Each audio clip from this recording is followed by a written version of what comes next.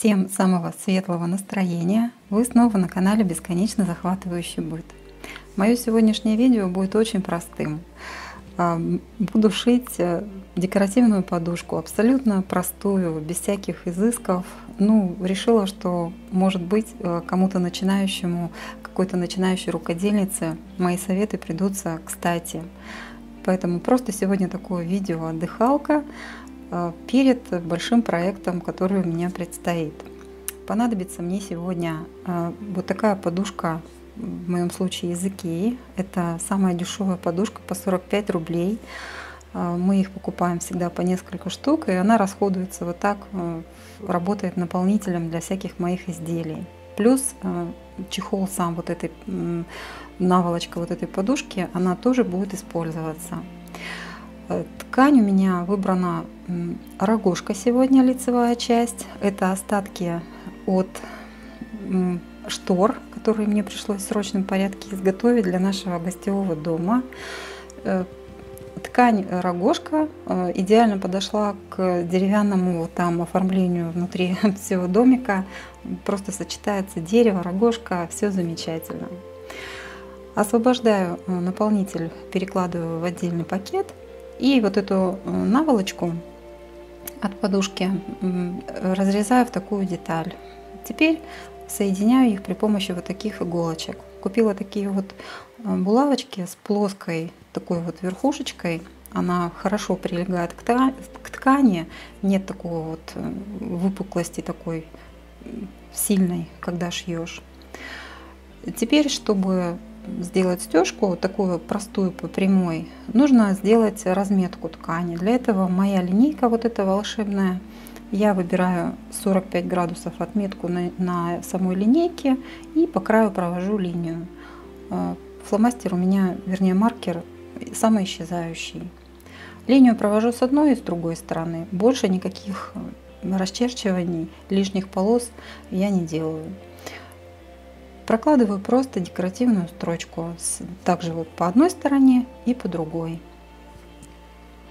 Строчка декоративная, самая обыкновенная, какая там понравилась. Дальше мне понадобится вот такая линейка-направитель, которая будет служить мне для дальнейших вот ровных строчек. Выставляю ее на ширину, которую выбрала, вот какой квадратик там я хочу сечение получить. И теперь выставляю линеечку по проложенной строчке, а иголка рядом будет выписывать абсолютно ровную строчку. Если видите, тут я уже, это вот я первый раз попробовала почувствовать разницу, дают ли эффект вот эти перчатки для стежки, которые я недавно показывала вам в распаковке. И хочу сказать, что на самом деле замечательно ткань чувствуется и более уверенно себя ощущаешь, когда шьешь. Вот такая деталь у меня получилась, стеганая, простая. И теперь с двух сторон прокладываю строчку прям по лицевой части. После этого обрезаем квадратики. Место мы оставляем не зашитое, для того, чтобы вывернуть наше изделие на изнаночную сторону. Уголочки хорошо вот прям выворачиваем, чтобы были они такие аккуратненькие, чтобы в конечном итоге подушка у нас была такая с остренькими уголочками. И аналогично прокладываем строчку уже на 1 сантиметр от края, уже по изнаночной стороне. Вывернули обратно. Теперь в ход идет наполнитель. На одну подушку у меня как раз идет наполнитель из одной вот этой икеевской подушки. Осталось зашить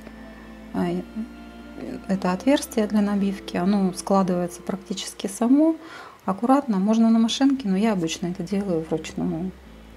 И вот такая подушка абсолютно простая, но тем не менее она очень хорошо будет работать со шторами, которые выполнены из этой же ткани. Шторы тоже я подшивала первый раз сама, пришивала ленты и все прочее. И вот такие две подушки у меня получились. Смотрятся они очень свежо, со шторами вот с такими простыми, смотрятся идеально. Следующее мое видео будет уже более интересным, так что я жду вас всех на своем канале. До следующего видео.